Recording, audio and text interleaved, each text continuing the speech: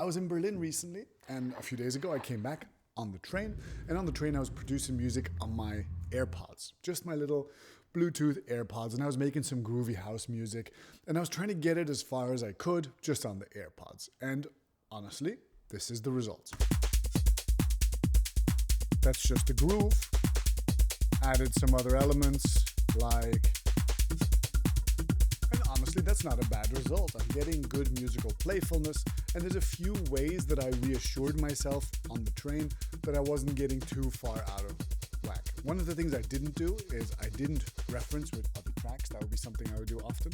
But some things that I do when I'm in a situation like that might be, I might go have a look at the Pro L or like the end limiter, and I will go look that I'm basically hitting the limiter a couple of decibels, certainly not more than 5.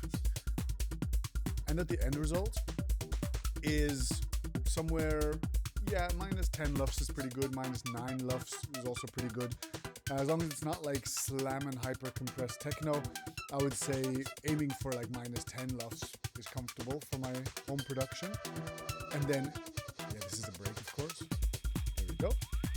So we're kind of hitting a healthy loudness, without pushing the limiter too far. And then the other main check I would do is I would look at the tonal balance and see that the tonal balance isn't, especially in the bass, super out of whack. I tend to produce too dark, so I tend to produce with too much of a bump up here.